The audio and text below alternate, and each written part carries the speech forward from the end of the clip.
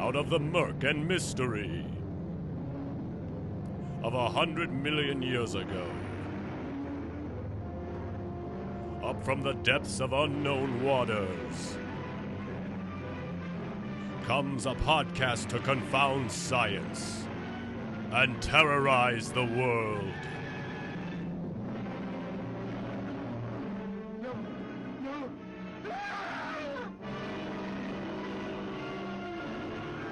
The podcast from the Jack Lagoon.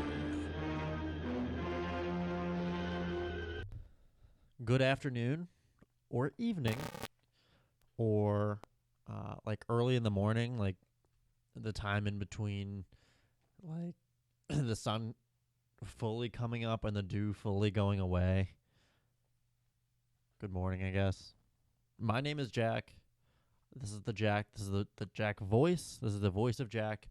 And this podcast is the Jack Lagoon, or the podcast from the Jack Lagoon. Now, part of this podcast's formula is segment one, or monologue. Now, it's not strictly limited to monologue, but that's the easiest way to do it, right? And then interview, and then song. And this podcast is new again, and when I look back at these segment ones that I did in my prior run, they were pretty creative, but they were once a month, right? So there was time for stuff to kind of fill in and manifest itself, and I'm still getting to know how to do that. I don't have any I've got ideas, but none of them are beefy enough to fill up 10 or 15 minutes, right? So I'm going to keep this quick. And I'm going to start writing some stuff kind of proactively. Big cat jump, going for the bug. I'm going to start writing some stuff proactively, and then we'll get big beefy bits on here, hopefully. Maybe some comedy stuff, we'll see. But right now, I don't know. This podcast is coming out maybe 2 days later than I'd hoped for it to come out. And the reason why is because I've been on my iPad.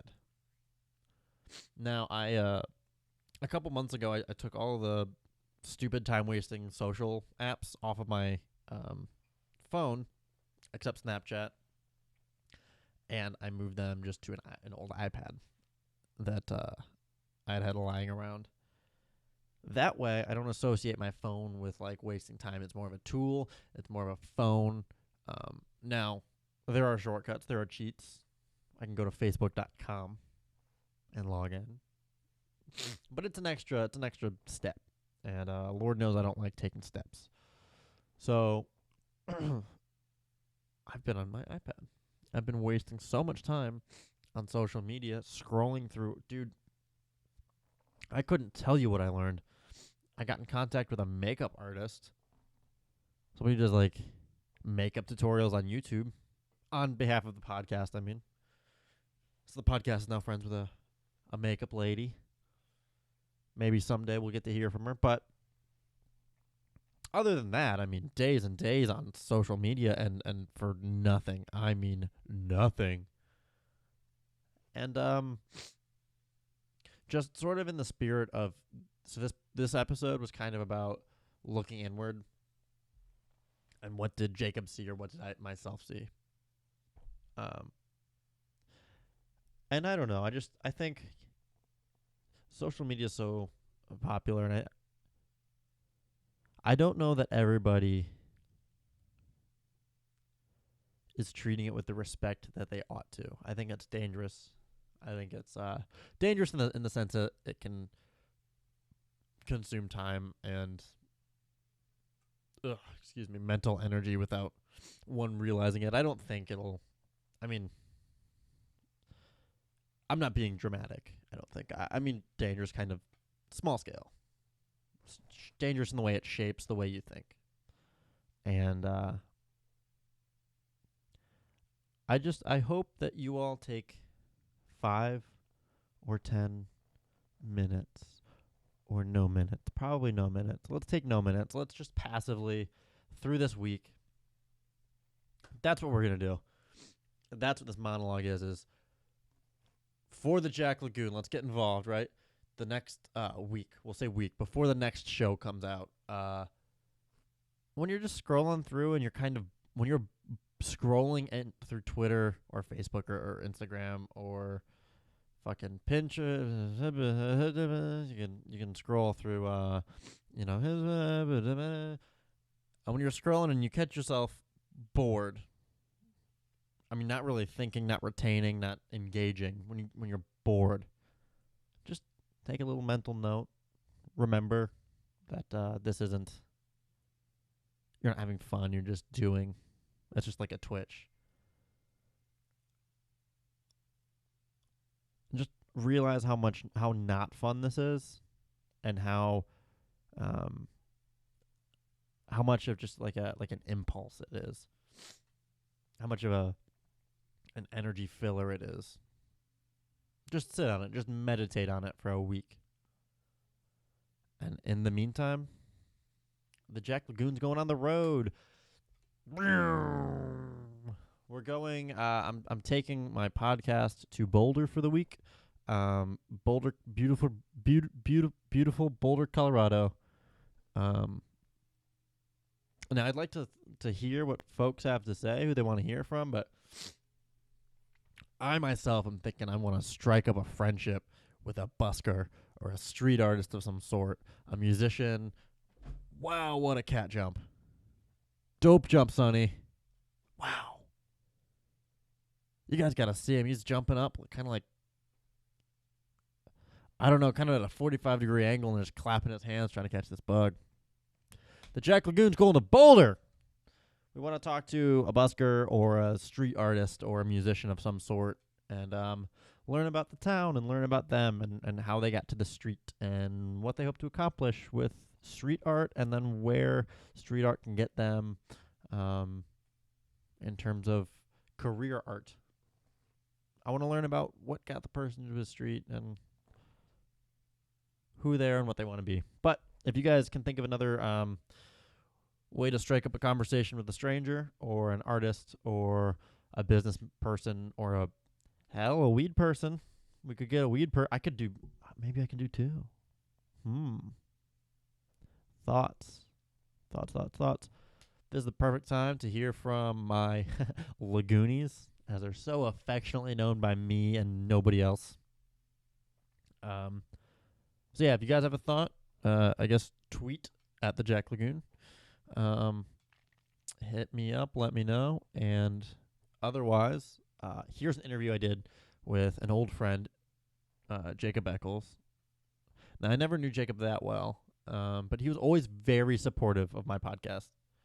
He's just a nice guy. He's generally a nice guy. He'd always ask where the podcast was, and I think that, I mentioned it in the past, that helps me keep doing it. It's just that I think lots of times people have projects. Check out my blog. I've got a photography,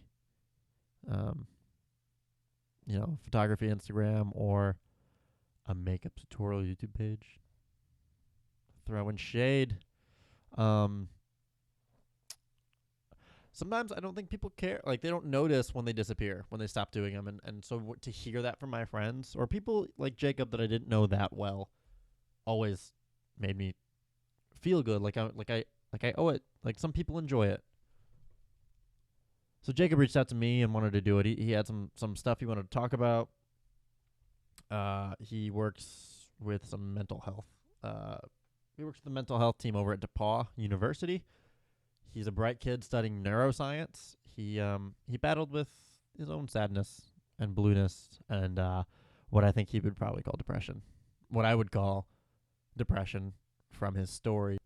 So, ladies and senors. Excuse me. And action.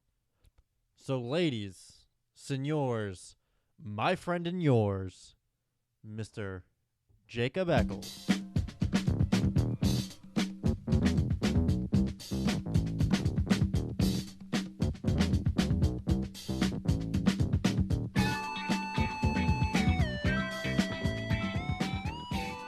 More recently than not, yeah, Recently joined the Active Minds Club, where it's a national organization. And Yeah, we have active minds. and our focus is to address the social stigmas behind mental health and mental illness, and just engaging on campus with students on there about specifically the warning signs about suicide and being an advocate for close but not close by friends and acquaintances that are possibly struggling with mental health.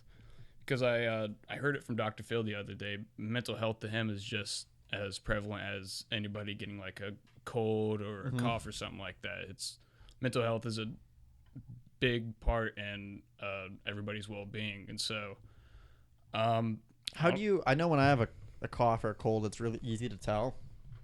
How would somebody who might be feeling blue differentiate between feeling blue and having something more serious wrong with them? see that's where it gets hard. Yeah. Personally, Is it just self-awareness? I think I don't want to say as a call for help that I joined Active Minds, but it was definitely a place mentally at the time when I joined that I was not very, I guess, stable. Lost a lot of sleep during that time. Probably at most I would get 3 or 4 hours a night of sleep. Not because just my own, but like I wouldn't want to go to sleep because I would have awful dreams. Yeah. I would have awful dreams. You see that little guy on my pillow there? Yeah. I just got that worry doll, and it's I guess in Guatemala, per the handwritten sign that was next to them, they put them under their pillows and they protect them from they like absorb the scary dreams. They absorb all the worry. Yeah, Wow. yeah. I don't think they work, but it's comforting to have. But yeah, But I whenever- feel you is what I'm saying. yeah. Whenever I was, I lived in Delta Tau Delta at DePaul University, and whenever people knew me as kind of like the crazy one who didn't sleep, and like, I mean, yeah, I'd be working on homework and stuff, but for the majority of the part, the reason I wasn't sleeping is because, Didn't want to sleep. exactly, yeah. So do you think some of the instability came from the lack of like, what came first, the chicken or the egg? Did the lack of sleep hinder your ability to cope and process things during the day, or was that a symptom of having rough days? I think it was a little bit of a mixture of both because it kind of started at the start of freshman year. That's So how long ago was this? Was freshman year? freshman year. I started at DePaul in That August of 16? 2016. Yeah, Okay. and I don't want to attribute my mental health issues to me quitting football, but I mean, that's when I definitely started feeling not normal, I guess. You know what's funny is I almost feel the same way. I didn't play in college, of course, but for so long, you and I, that's how we know each other, right? It's high school football. Yeah. But for so long, we were taught that was kind of our life. I'd go home, I'd watch football all day, and I'd wake up I should have woken up a little bit earlier. I was late to football a lot, but 5:45 in the morning and lift, and then go to class where I'd be talking to the football friends, and I'd leave class at the end of the day, and then I'd go to having half an hour to kill before practice or a workout. And Just for 4 years, I was just so absorbed. 4 formative years. 4 formative years of high school football, and You're learning who you are. we were definitely brought up. That's who by- you were, and then you took it away, and now Yeah. you're like, what am I now? Exactly. Yeah, I'm at I was- DePaul. I'm undeclared. I'm at college, and now I don't have football anymore. Exactly that. Yeah, and we were brought up. Coach Gilbert, but good man in my word. Yeah. Good coach. Yeah, me too. But he coached at Wabash College. Yeah, what was that like? Wabash and DePaul are bitter enemies, right? Well, you saw how we were coached up and brought up throughout our 4 years, and that was definitely a Wabash coaching philosophy, like football, football, football, football, Yeah. and more football. And that's what Wabash is as well because we like to joke that because they don't have any females there, that's all they really care about. Yeah. Is football, football, football, and loving their fellow men. Yeah. But yeah, like after after figuring out like I had more time to contribute to my classes. This is before you quit? Well, Was DePaul as football? As Wabash? Not as much, and so that's where I saw the difference and kind of where,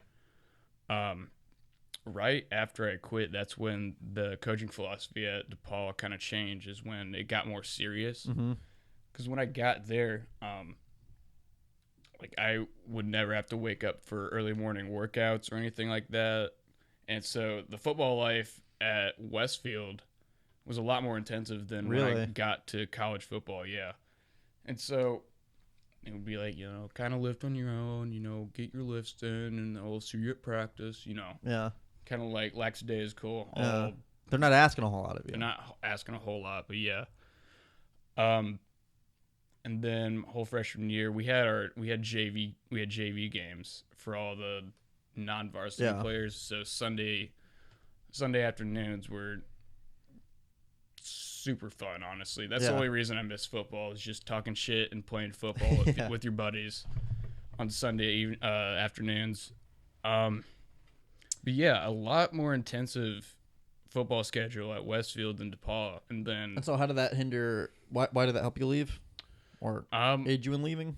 You didn't care as much. It didn't ask you to care as much. So you didn't care as much, and just wanted to utilize my time for other stuff. You didn't care as much about football, which was kind of why you went to DePaul, right? Why you made that choice. So now you're at this school, and you don't care about the reason you're there anymore, and then you kind of toss that aside altogether. Basically, yeah. And then you get kind of blue. Mm-hmm. Yeah? Yeah.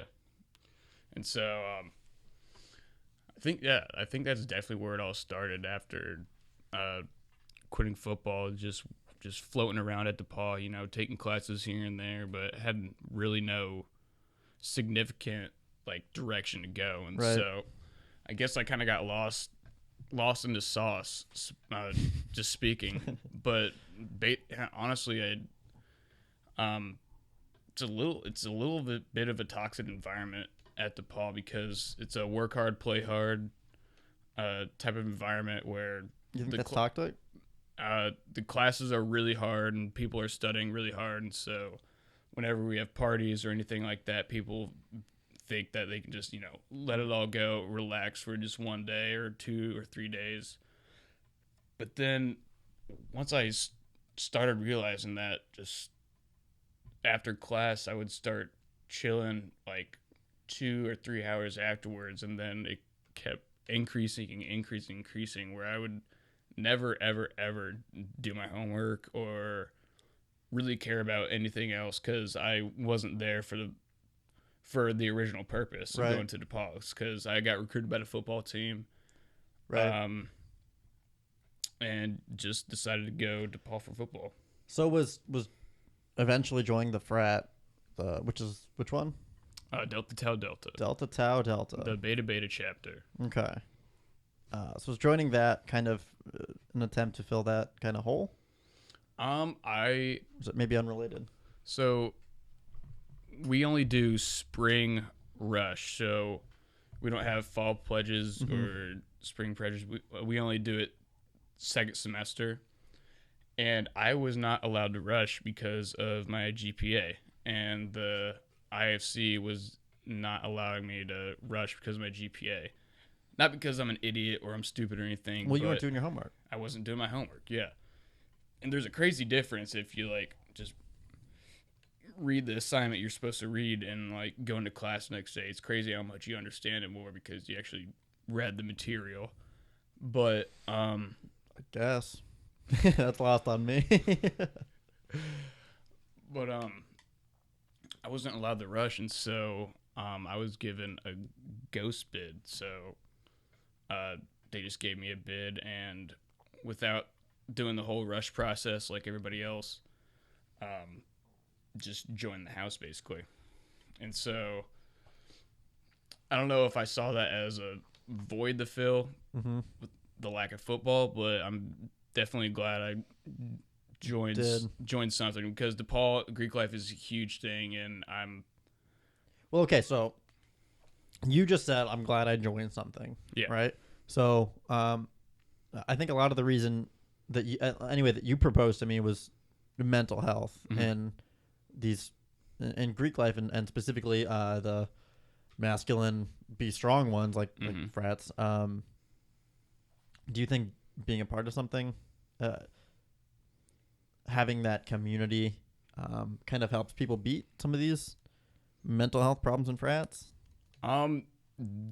Eventually, yes, that can happen because I think problems can manifest into serious problems where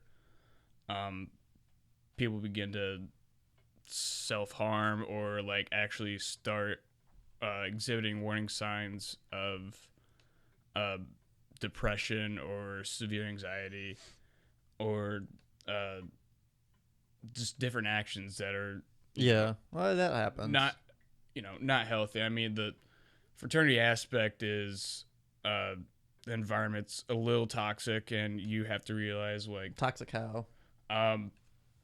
Toxic and how I would come back after class and I could smoke or drink whenever I want, and so those were able to cover. I mean, kind of like my worry of, I'm taking these hard classes, and so I'll just get around to it next time. And I don't want to like come to the defense of frats because I'm a proud GDI, but I do that here, man. I come back and I would come back and smoke or just do that instead of going to class at all. Yeah, I know I'm dropped out, but I don't know that the frat is. I think that's an independence thing or a personal thing, and less on the frat, right? Mm-hmm. But I believe that if people join something that I know for a fact that I joined Delt just because at some point I was kind of like what I said before, kind of lost in the sauce basically, and so joined that, and life for that second semester was pretty normal. I was able to meet new people, enjoy different things, enjoy a new group of friends and whatnot besides my football friends. Then after that, I think it really got toxic personally to me because of all those outside influences and also different factors like if I was stressed out about anything, I'd just go back to the house and not worry about it. And it was super easy to do that. Were lots of people doing that? In your experience? Yeah, just the people I was around. It's not just the people, but it's definitely a personal thing where like you feed off your other people. I mean, you are who you surround yourself with. Mm-hmm. But joining Delt, wouldn't say the worst thing, but it was also not the best thing. The fact that that environment had, had things that were able to replace. Quick fixes. Yeah. Band-Aids, not solutions. Yeah. Yeah. And what about that environment might have, other than coming back to the house and just blowing stuff off, what might have provoked some of that? Class load was one thing where I would have a significant amount of classwork, so that was one thing. Definitely the second thing was but I mean, like, classwork is a thing about school, right? What about living in a house or surrounding yourself with bros or just that environment would provoke some depression in a person? So a lot of males believe that if you're depressed or sad about something, it's a flaw in your masculinity, or you're just being a pussy about something and you just need to get over it. But in reality, it's just irregularities in brain chemistry, and a number of certain things can trigger that. And man, that's so funny. Does anybody? Do you think those people that think that do that do they extend that same compassion in themselves or lack thereof? I think it's because they don't. It's definitely a factor of when they feel bad, do they just say get over it and then they get over it? Do they not hurt? I don't know. That's the thing, but How is it? It's honestly really difficult to figure out. Is it really hard to tend to once it starts happening? I think When you live in a house with 60 other guys and and nothing's ever clean, you never have any quiet time. Mhm. Even though quiet time might, I mean, I don't feel like quiet time's always good, but there's always somebody not doing something. There's always somebody to just sit with. You know what I mean? Exactly. Yeah. There's always stuff going around that's able to replace, like you said, Band-Aids instead of solutions. And so if I was feeling bad about something, I wouldn't, introspectively, chill out and examine it myself. I would just replace it with something else because those Band-Aids were so easily available. And that's the problem with mental health and mental illness, is that a lot of it doesn't manifest into physical representations that other people can see outside. It's really just an internal struggle with yourself. And that's kind of the deal that I was dealing with, is that I'm feeling stressed out. I'm feeling like, not normal. I'm feeling sad all the time. Was this just from feeling like floating around? This is just from floating around. I can't really pinpoint it to one specific thing or one specific traumatic event. It was just a number of factors. Just feeling lost. Exactly, yeah. And whenever I would, kind of break down and the anxiety and that mental angst would get too much, there was definitely a point where you would break down and kind of like I would have to leave the house and drive for a little bit, calm myself down. And that was another type of Band-Aid, I guess, because you gotta hide it.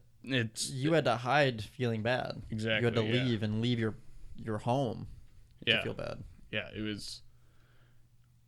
it's really difficult to pinpoint, and it's really difficult to try and kind of break down yourself enough to really examine how you're feeling and how to fix that. And eventually, recently, I broke down enough to where I went to my mother and said, I'm tired of feeling like this. I would have terrible dreams about, every dream would end with me killing myself in some way. And so that's why I lost sleep. That's why I wouldn't want to sleep. And finally, I just broke down to my mother and went to the St. Vincent Stress Center and got admitted into an outpatient therapy group. And is that the one they meet 5 times a week? Yes. And that was... I know the one you're talking about. Definitely real intensive. How was that? It was... I'm really glad I went out. And really? It seems like a big dedication. It's a very big dedication. It's from 8 a.m. to 2 p.m. And so a lot of it was just a really elongated therapy session with different people. It's group therapy? Yeah. Yeah.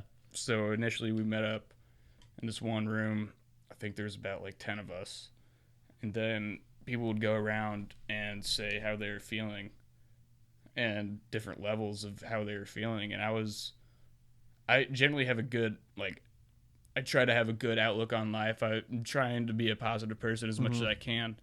Which is something I noticed about you. Yeah. Yeah. I'm trying my best, Yeah. And everybody around there was just feeling on a scale of 1 to 10, 1 being bad, 10 being good, I was the only one on a 6.5 or a 7. Everybody else was feeling 3s and 4s. Really? And what part of that do you think might have been machismo on their end, where they're like, I'm not feeling that bad. It could be worse. But really, they got there for a reason. They got there for a reason, and it's the same. I mean, nobody goes 8 to 2, 5 days a week because they're 3. No. A lot of them, I can't talk personally about the other people in there, HIPAA regulations, blah, blah, blah, blah, blah.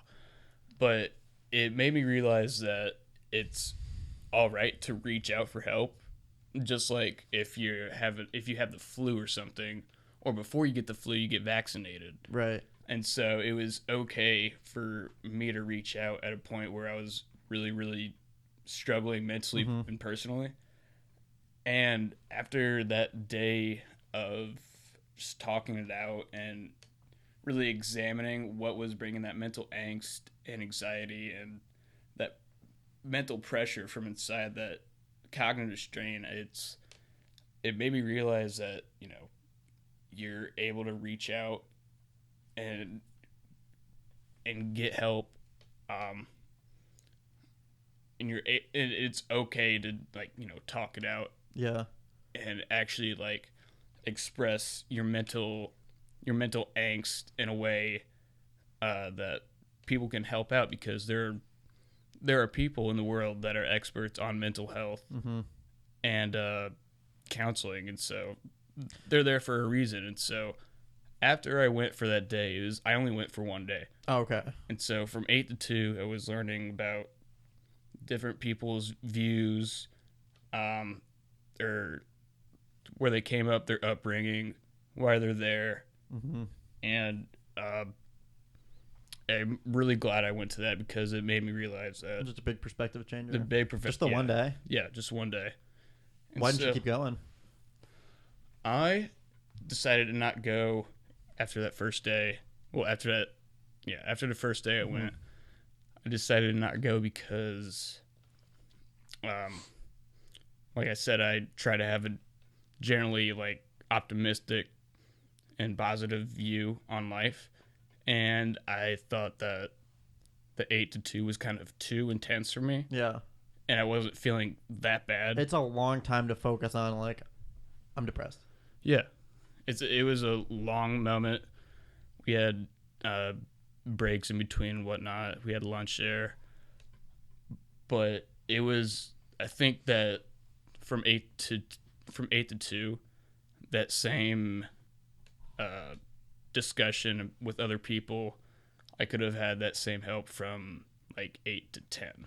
Right. And so I thought just that it was a bigger commitment. That really intense, like, examination upon yourself really helped me out and made me realize that my problems weren't as bad as some other people's problems.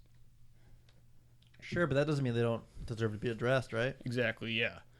And that's a hard thing about mental health, and that's kind of the reason I was saying that kind of that situation in a fraternity is kind of toxic, because they make you feel like they make you feel alienated. It's not that bad.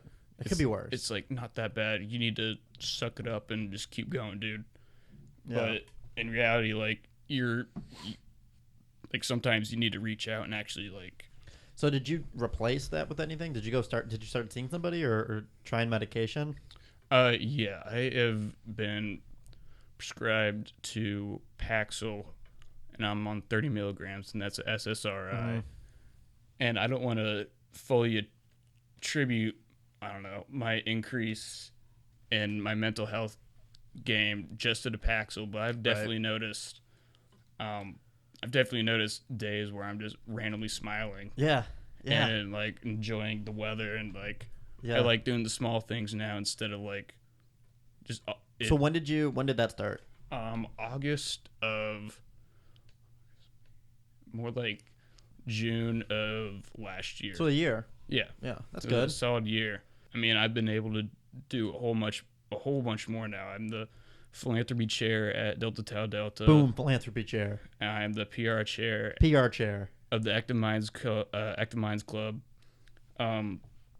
I currently have next semester's budget for He's got a budget for philanthropy next year. Our first event I plan on doing, called Dunkin' Delt, where we're gonna have Dunkin' Donuts and coffee and a dunk tank to raise money for the JDRF. So I have that in plan. And I don't want to fully attribute the medication to help me out, but I think that planning a dunk tank helped. Yeah. I think definitely me being able to reach out. Is it like alcoholics, where they half the problem is admitting you have a problem? It's like, once you accept that, like, dude, I'm not good. Like, this is something that I have to, like, address. I can't just keep burying this. And then once you start to address it, it starts to get a lot easier to attack. Once you know the beast, then you know how to fight it. Absolutely, yeah. definitely what aggravated my problem was putting it off to the side and substituting it to like, oh, you need to just suck it up and get over it. But in reality, I just finally broke down and was able to like figure out, hey, I've got something wrong with me mentally, and I would appreciate if somebody would help me out. And that really did. And I'm glad that there are people to reach out to. And I think people need to know that, especially today, and especially like at a young age, that if you have severe like mental angst and anxiety or dealing with some type of mental illness, that it's okay to reach out to friends, family, and certified people to actually like it's get the really help. hard, especially to open up to somebody that you don't really know. Yeah, I've dealt with my fair share of this stuff. I was at the counseling center at Ball State for a while. I saw this one guy. Actually, you know what? How many people did I see? I know I saw at least one that was like not helpful. Two maybe, and then I found one that was dope, and he helped us a lot, and then he had to go. He accepted a job at Roosevelt in Chicago, which was his alma mater. Was real proud of him. Shout out to Kyle. But then he hooked me up with some intern or something, and then he left right away. And then I got set up with a third guy, Byron, who was the man. And but since Byron, man, I think I've seen two people, and they both have not. It's really hard to connect with somebody like that. And then if you're not connecting, it feels like you're just like you're lost in the sauce. You're lost in the sauce, man. I kind of hate using that, but I also love using that term because that's how I felt. I literally felt lost. Like, yeah, no, I know exactly. That's why this podcast disappeared.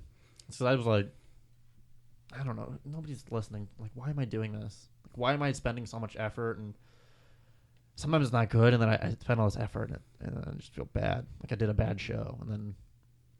But I don't know, and then similar to the way that you tried all these things, right? And you're trying to find that less than lostness. I thought I'd try it again. You know, I thought I'd bring it back and give myself a reason to give myself something to look forward to. Before it was once a month, and that kind of sucked. I mean, I had something going on. I could tell people I'm working on a podcast when they ask how I'm doing or what I'm doing. But it wasn't consuming a whole lot of my time. It was consuming a lot of my like time in my head where I'd think about it. But if you're not doing it, it doesn't do that much. So here we are. This is therapy for me, you know? Oh, yeah. This is therapy by activity. Yeah. That's why it's proud I'm joined Delt, because I've met a couple of my brothers who've dealt with the similar stuff. And, yeah, exactly. I've dealt with some similar stuff like that and really understand like how you're feeling, and it's that human connection that people miss out on, and how there's a stigma of if there's something I'm feeling bad about, then nobody else can really understand what I'm feeling. But it's okay to reach out and like achieve help. Did you ever reach out to somebody and then have them kind of go like, ugh, like this is heavy, that's weird? Yeah. Where it's just and then you feel like dick exactly, trying to reach out again later. It would come up physically, like eventually, like at some point in the semester, like I would have this mental breakdown where I would just be lost in my head, racing thoughts, just absolutely just feeling awful, and like I lost sleep because all my dreams ended with me committing suicide in some form. And like it wasn't me producing these thoughts. It was like I don't know where these came from, but that it just happened. And like after every class and like after doing every assignment, I would, especially towards the end of the semester, I'd be like, why should I do this homework? It's the end of the semester. I should just go to the nature park and jump off a cliff. And that's when I really started to like in-depth look and examine like if I have an issue. I'm not okay. This isn't normal. It's not normal.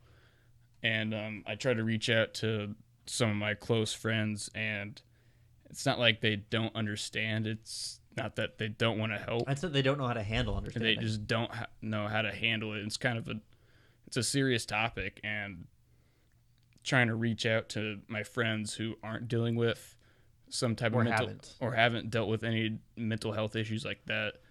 It's kind of hard to like try to reach out because this guy is your best friend. You've hung out with them days upon days upon days for a whole entire year, right. And once you kind of try and like bring this problem up, and they don't know how to deal with it, it really makes you feel like shit. Yeah, because you feel like, again, I just put myself out there, like yeah. Where's the courtesy? It's like when you send a real long text and then you get back something real short, like a K. Like, yeah, it's like, hey, hello, and just like, give me some back. You know what I mean? Yeah, and eventually, yeah, like I said, I was able to finally reach out and actually look into myself and examine what was going on. And what was going on? Just crazy. Just like people knew me as the crazy, like, kind of the wild card at Dell, yeah. And it wasn't because just that it's my personality, I guess, but it was because I was dealing with some serious like mental angst and wouldn't want to sleep because my dreams scared me, and so I didn't sleep. And my thoughts when I didn't sleep, as well as if I did get a good amount of sleep, my thoughts would always be racing and racing and racing, mm-hmm. and would turn into like, it'd be easier if I just ended it right now. Isn't it crazy? That's like it almost seems like a solution. It's Yeah. like I could deal with this, or I could not deal with it. Yeah, or I could not deal with it, and a lot of the times I would not deal with it by replacing it with something like, I just mean by killing yourself. oh, I know. That it feels like I could do it, or I could not do it. I mean, dealing with it, not killing oneself. Yeah, and that's where it gets really difficult because if you have these racing thoughts and it's so deep and I don't know, so dark as to where one does feel like the ultimate solution is suicide, mm-hmm. that you really can't express it and bring it up to your friends or family, because I wouldn't want to bring it panic up. mode. It else. feels like panic mode for everybody else, and everybody's like, oh, we gotta do something, but in reality it's just slowly addressing it. Yeah, I think as you address it and as it gets, it sucks how slow it is, isn't it? And that's the problem with mental health, and it's just it's hard to bring up personally, mm-hmm. but then trying to reach out and get help. It's really hard. There's not enough. There's not enough for the demand, and not enough people to help for the demand, and it's so hard to get hooked up with somebody, and then get in, and then get your your intake appointment, and then you gotta wait like 2 weeks before, and then you have the thing, and then you got 3 or 4 appointments before you feel comfortable, mm-hmm. and now you're 2.5 months in, and you're like, this is not going anywhere. Like, why am I? You're already like, why am I trying for anything? It just seems like waiting so long to do something. But there's a better way to do it. There really isn't. I mean, that to my experience anyway. I think that's why I want to continue pursuing neuroscience at DePaul, because besides my interest in like Alzheimer's or Parkinson's, I went to a stress center, and I told my mom, like, just as easily as I could have broke down and gotten help, I could have been, contacting the stress center and being an intern for there and like actually helping people. And so right. Have you done that? No, not yet. Not yet. I mean, like, you need to do it for an internship. Yeah. But I think that there's not a lot of people who are, ready to come out and actually receive help that they want and need. And I think there's a real niche market for people who understand the struggles of mental health and can really, you can reach out for help, achieve that help, and if that clears it up, that you can actually help people afterwards. Because all I want to do is help people out now, because it's a definite struggle. So why did you I mean, I don't mean to cut you off. Why'd you want to do the show? Because this seems awfully personal. It doesn't, it's not, you're not promoting anything. You're just putting yourself out there right now. Yeah. And this was your idea. It was my idea. Yeah. I feel like, I don't want to say it's kind of, it definitely is the truth. I feel like I joined Active Minds, more as a call for help.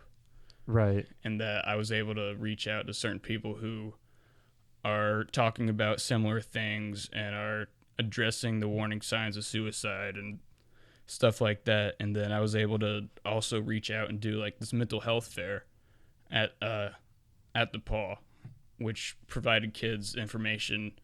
It was in collaboration with the Jordan Porco Foundation. Which is what? It's a foundation based on the figure called 9 out of 10. And so 1 out of 10 college inbound or college students seriously contemplate committing suicide, but that means there's 9 out of 10 of us to know the warning signs of suicide. Okay. And being an advocate to actually help people out. Okay. And so, kind of as... That's inherently optimistic. Yeah. Inherently optimistic, and I just felt glass like... is 9/10 full. Yeah, of exactly. people that can help. And I felt like that statistic itself really opened... It made you realize that you can be both. Yeah, exactly. And 10/10. There's 10/10 total, but...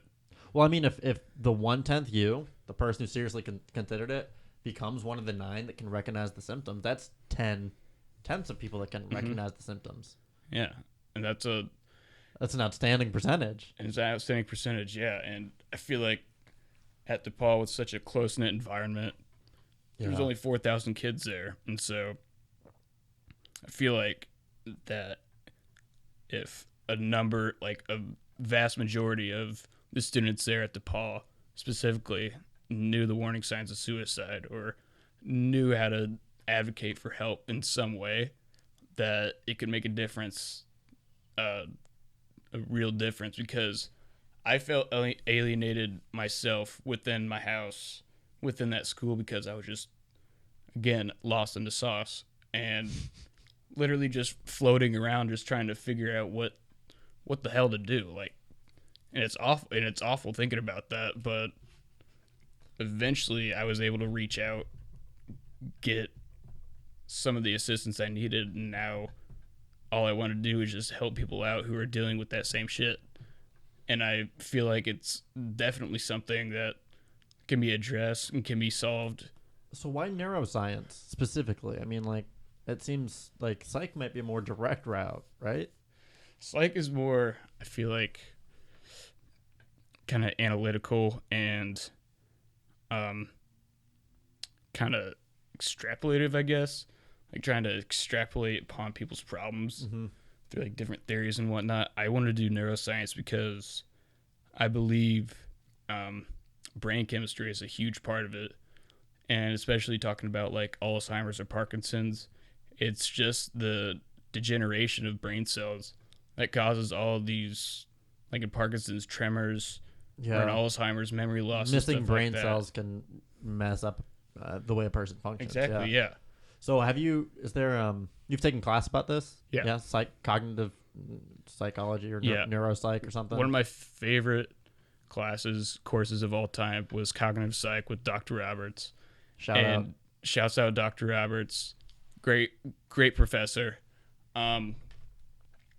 Taking that class along with, I took organic chemistry last semester, but I was able to apply skills and avoid. I was able to apply skills from cognitive psych and avoid these cognitive fallacies that I learned about and apply those to around my courses, and that in general actually helped me out. Yeah. Yeah. Did you learn much about so like if a person is either feeling depressed, maybe they're not imbalanced yet, or maybe they are a little imbalanced, and then their life starts to kind of be formulated around that depression. They start smoking more, they start not sleeping, that their chemistry gets worse, and it perpetuates the behavior has a direct relation to the imbalance in brain chemistry. Yeah, I read this article called, I think, the Headwinds, Tailwinds Asymmetry. Yes. And basically, it's just human cognition. It's just basically how humans think. Is that the one people believe that riding a bike? That when they're facing a problem, it's way more difficult, and then they don't notice when the wind is at their back and they're on a bike, and then they're getting helped out. There's a lot more psychological strain on the person who experiences problems, their headwinds. Mm-hmm. Like say they get, I don't know, but well, the example that I heard was they're on a bike and they're riding down the road, and they've got the wind coming at them, and they can. And I ride my bike everywhere. I love my bike, so I feel this a lot directly. Mm-hmm. Where you're riding up a hill would be another example, and you're like, oh fuck this! Like it's so hard because the wind is at my face. I can't. The environment is doing wrong on me. It makes this more difficult. This isn't fair. But then when you're going home in the same direction and the wind's at your back, you don't even notice. Mm-hmm. You're getting all this help that you didn't have before, and you're like, it's nice outside today. Yeah, like one of the studies in the article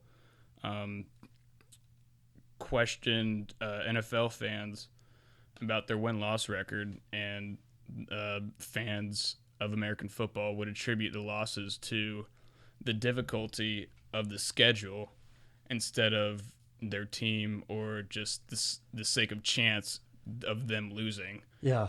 And so it talked about how people were... I think I read the same article, or I listened to somebody talk. Where'd you see this? Cognitive Psych. Okay. Yeah, it was one of the articles we had to read, and it's talking about how people can be more appreciative of stuff if they do realize this headwind, tailwind asymmetry, and realizing that just through human cognition that we see problems as more taxing on us than just regular problems, right. And how we see the tailwinds supporting us going forward, or don't see them at all. Yeah. And the football team with the tailwind would say it's because we're better. Yeah. And the football team with the headwind would say we were playing there. It was raining. Yeah, we got screwed with the schedule. We were throwing into the wind. Yeah. Did you notice? Did you try any like alternative ways of medicine? Did you like on your own time experiment with meditation or vitamins or picking up a hobby? You just going outside? I did start biking. Exercising? I did start biking a lot, and I am a past and still current biker for the Delta Tau Delta Beta Beta chapter bike team. Did pretty well my first I got laps. This is a race team? Yeah. We Cycling? have our own Little 5 at DePaul. Okay. And I stole the Little 5 idea from DePaul. I'm sure they did. Just saying. But yeah, I started biking a lot, and was one of the first to start really seriously biking and like getting Delt involved again. That was our motto for Little 5, was make Delt involved again. And but yeah, that was a good replacement, but I noticed slowly like how it came closer to race time. I just kept thinking like, why am I training right now? I'm still going to lose. And that's when exercising... Headwind. Yeah, that's when the headwinds really started to take effect on me, and I just basically stopped, not altogether training, but stopped training at the level I was closer to race time than what I was doing before. Mm-hmm. And just crazy to think about how it's just the human way of thinking. It's just the natural way of thinking of how we believe our problems are really worse than they are. Yeah. But I think a good part is, But you also have to know to see when your problems are as bad as they are too. yeah, Which I think was the underlying thread of this interview. exactly, yeah. And it's extremely difficult to finally like break yourself down into enough of a vulnerable person, that like more vulnerable than you believe you are, and actually reaching out for help. And that's when you have to realize like you may have a problem. It may be a irregularity in brain chemistry. You may just be thinking about the headwinds all the time. But do you feel much better now? Do you feel like moderately better? Do you feel like you're on the right path? Do you feel like you're fixed? Do you feel? I mean, how do you feel? How's Eccles doing? Eccles is doing fantastic. Pharmaceutically, I was initially on 15 milligrams of Paxil, which is an SSRI, and then I started to feel a little bit better about myself, and that's when I was able to join the Active Minds Club, able to take over philanthropy chair. But I would always notice that it wasn't as prevalent, but I would still I would still feel this mental angst and this anxiety and like just this cognitive strain on me. And that's when I eventually broke down and went to the stress center. And then my doctor said I could move up to 30. And currently right now I feel a lot more stable. I'm more organized. Yeah. Yeah, I mean, just today you showed me an Excel spreadsheet you're working on. You whipped out your planner. You showed me that we were good today by sending me a screenshot of your calendar. Yes. Yeah. I've noticed you're organized. And yeah, but answer to the question, yeah, I'm doing a lot better than before. And I don't want to just attribute that to personal tailwinds or anything like that, or pharmaceuticals, but I think it's a number of things, especially dealing with mental health, that do attribute to everything. And I just think the big thing is realizing that mental health is just as important as your physical and your social health, I guess. Right. Do you you mentioned earlier like similar to getting a vaccination to stop it. I think some of the way I tend to look at it is more like a muscle, right? So you gotta keep it active. You gotta. This is your. I don't know. I guess I don't know what I'm talking about. Your mental health, but I can't compartmentalize it better than that. But you gotta keep yourself, your emotions, regulate. You gotta. I don't know. What am I trying to say? It's like a muscle. You got to keep it moving. You got to keep it stimulated. You got to keep testing it. Yeah, there's billions. And that's how you grow. There's billions upon billions of neurons, and there are potentially like trillions upon trillions of connections. You know what exactly it is? It's the way Max thinks he tore his ACL again. My brother, to people who don't know my brother, tore his ACL twice in high school. He thinks he might have torn it earlier this week, right? And I asked him, dude, it's supposed to get stronger after surgery, right? They replace it to be stronger than before, and he told me, yeah. And then I said, why did it happen again? And he said, I didn't really rehab last time. Like I didn't build the muscles around my knee, and so even though the tendon is stronger than it was before, I wasn't exercising it, and it gave way, and I broke. And dude, that's exactly how I in my experience, that's exactly how your brain works. Mm-hmm. You got to give it the attention it needs. You can't ignore it. Yeah, you got to give it the attention. Or your brain will tear its ACL. Yeah, or your brain will tear its ACL, hypothetically speaking. But, yeah, there's a number of factors that go into it, like getting enough sleep. Like, sleep is a crucial part of brain health. Healthy eating does play into a factor with that. I feel like if you tell these things to somebody who's upset, I don't even like using that word. Upset or blue, it just seems like you're kind of belittling it. But somebody who's struggling, we'll say struggling, if you tell them try eating well and getting sleep, you're like, fuck you, man, it's worse. It's like it's not just my sleep, Mm-hmm. but it seems to help. I think that's kind of what I mean by keeping the muscle in good shape.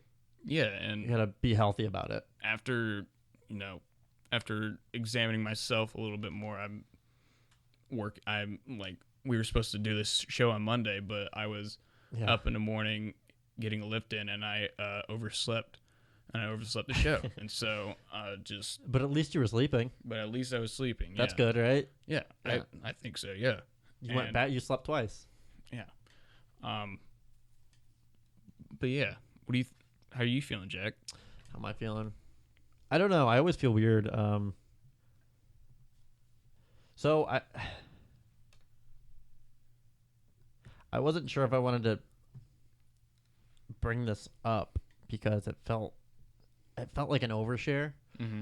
But I was thinking about it because I had a podcast scheduled for the day before, and now it's the day after. But yesterday was was my ex-girlfriend's dog's 5th birthday, and I didn't get invited, which is okay. I understand. You know what I mean? But it was still difficult.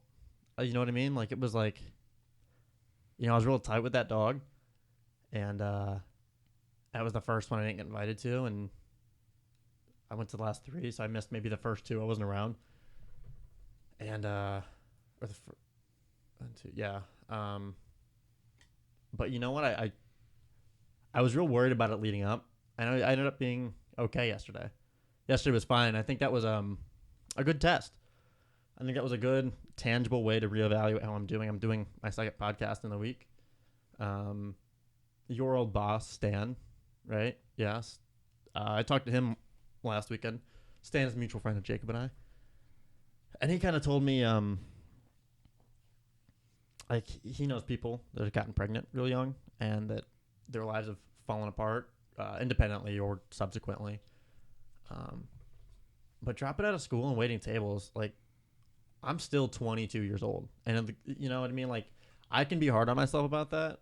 And I think it's good to be, that's where drive comes from, but there's a limit. And, on the other hand, I'm 22, man. I got a long time. I don't have a kid to support. You know what I mean? I'm not being super irresponsible. I got one person and I'm focusing on it. 2 podcasts in a week. That's another good measure. So I think I'm doing better. But it's the time of year where I do real well. I'm nervous. I feel like I'm a real momentum person. I got to get enough momentum going this summer that that'll be okay once the weather starts changing. Mm-hmm. I talked to another friend the other night who seriously suggested moving, just picking up and moving across the country. And I texted another friend about it. It's like, hey man, you want to get the F out of here? And he's like, yeah, let's do it next July. And I'm like, fuck, okay, yeah, maybe. And so maybe that's in the cards. I don't know. Ooh. I think the mics picked that up. The ominous thunder. Yeah. I wish I was speaking less optimistically. Yeah. I was like, I'm doing okay. I was just like feeling real sad. Dude, I need help. And then the thunder cracked. But yeah, I don't know. I feel like I'm okay. There was a time there for a while. I mean, like, I realized recently I had a full nervous breakdown is what happened. You started in 2016? You started school then? Yeah. So in 2015, we moved into this place. And, it was a normal start off. It was a normal start off of the year. Class was weird, but I think sometime in October, I just fucking shaved all my hair off. Like, done with the hair. Boom. That's gone.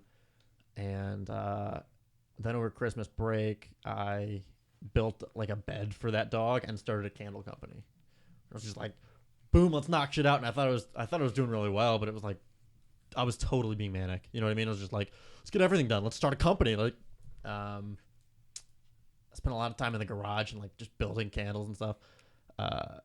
Then I broke up with that girl, which was hard. I mean, it was hard before then. I was already feeling just like horrible, but that made it worse. And then like dude, I broke up with her, and then like a week and a half later, like 10 days later, I got arrested for that pizza box thing. You know what I mean? faces on the news, faces on Facebook. Everybody knows about it, and it was like that was kind of rough. And then I stopped going. I withdrew from all of my classes. It's like, dude, that's every symptom of a nervous breakdown. I realized I wasn't doing well, but it was like it wasn't that clear. It's kind of hard. I started taking tons of drugs. Yeah, like tons and tons of there was when I started taking. I took mushrooms once, right, in that period, and then did it later that week, and it didn't really. I mean, my tolerance was way up. And then I just tried acid, and I just realized again recently. I think I went back and looked through my pictures of stuff. It was like 6 times in 6 weeks. Acid, tripping, refocusing your brain on everything, and I did that for like 6 months, like maybe once a month for 6 months or something. And it was just like, man, I wasn't well, right? Yeah, and then all those easy replacements just Yeah. continue to, again, get you lost in the sauce continuously. And it, like when things were really bad this last semester, I remember one weekend, Saturday, Sunday, Monday, I took 2 tabs Saturday, 2 Sunday, and 2 Monday. Damn. And I Damn. You gotta calm down, man. Yeah, I have significantly, but I mean, in that 3-day period, you gotta get your feet on the ground. Oh yeah, I know. I guess I got lost in the sauce. Yeah, I literally got lost in the sauce, and it's crazy how things can kind of spiral out of control and you're not realizing it. Yeah. But I realized it. I definitely realized it. I knew that I was not leaving bed all day. I knew that I didn't do it with a stress center. I just went to the regular hospital because my roommates left for spring break, and I was alone for a week, and I was like, it wasn't that I was afraid of myself, but I was afraid of just staying there with my thoughts all day and just torturing myself with my thoughts, and I didn't know how to address it. I didn't know, I thought if I went to the hospital and said, I'm scared of being alone with myself, they'd be like, all right, well, here's some help right now. Let's help you. But it was still here's a pamphlet. Call them on Monday. They'll help you out. And then we'll set you up for 2 weeks from now. And it didn't help. But yeah, I mean, what did you say? I forget why that was playing into something. It's not important. I think there's a point where it gets.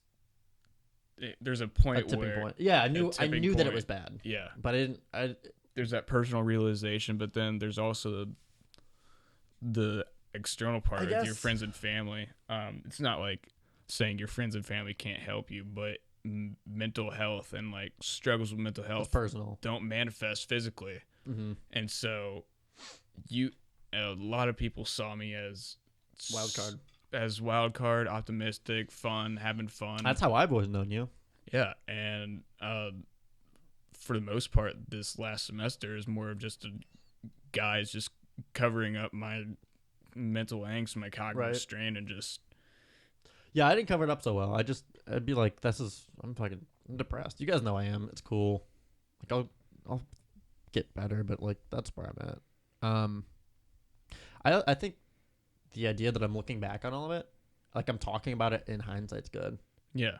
And you are too. Yeah, I can't really. I mean, it's still going on. It's still there, but it's not. I wish. I wish I was able to realize the tipping point a little bit earlier and gotten help, because as easily as I went to the stress center and gotten help, I easily could have been contacting them months before and saying yo, getting your vaccination, working your knee. Working my knee and doing an internship and actually helping people out who are. So do you want to work in helping people out with mental issues with the neuroscience? I'm really interested, like I said, in neurodegenerative stuff like Parkinson's and Alzheimer's, but I'm also interested in PTSD work. So our veterans are treated absolutely awfully, and there's one point this last winter in January where I was in the Fort Lauderdale airport, and me and my family were walking through the baggage claim, heading to our Uber towards Miami, And 10 minutes later, I got a CNN update saying there's an active shooter in Fort Lauderdale. And more details kept coming about.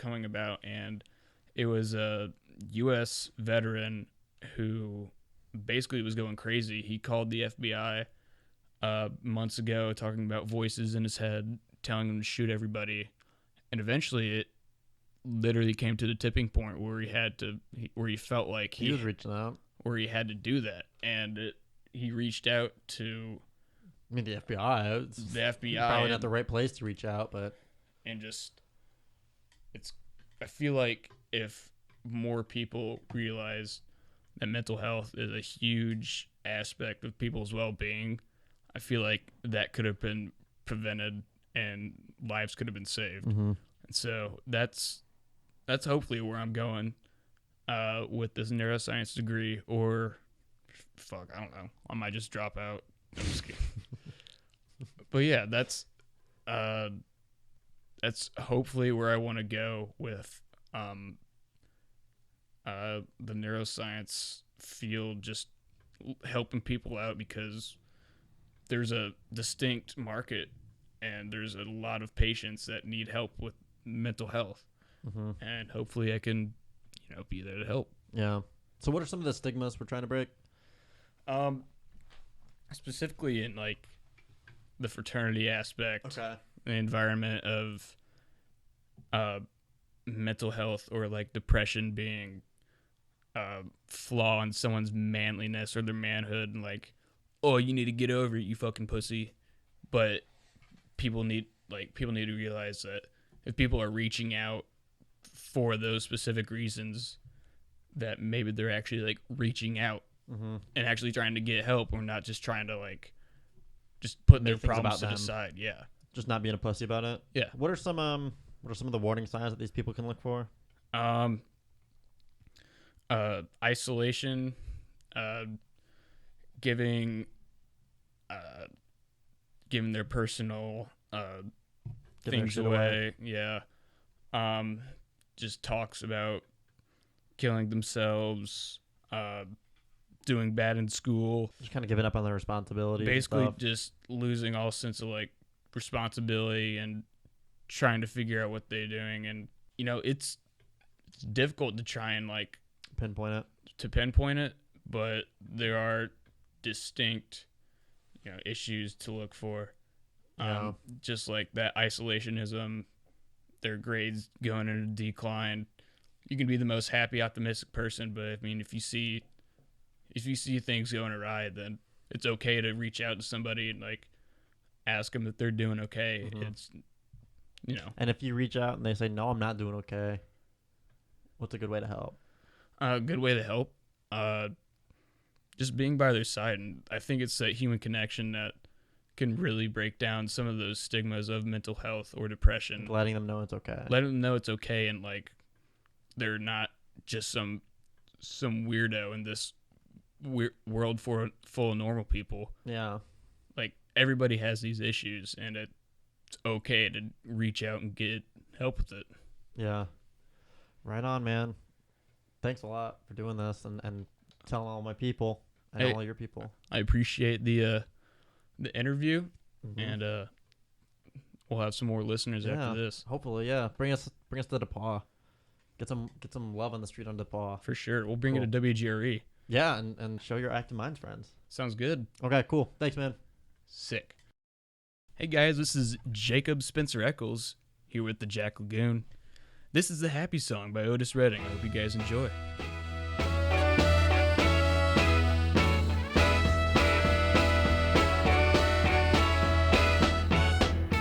When I sing this song, y'all, singing it for my baby. She's the only one can bring me joy. That's why I sing these happy songs. They go dum dum diddly dum dum, dum dum diddly dum dum, dum dum diddly dum dum. Come on now, happy song now.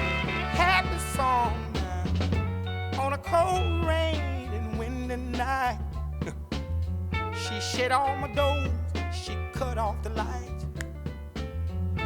She hold me and squeeze me tight. She tells me, big O, everything's alright.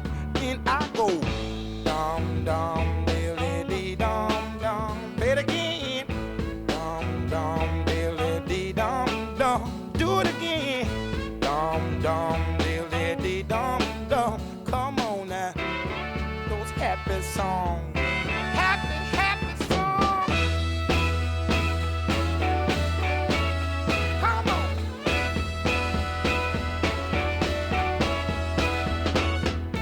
Bring my breakfast to the table. When I go to work, she know I'm able. Do my job, I come back in. You ought to see my baby's face. She just grin, grin, grin. I go, dum dum, diddly dum dum. Let it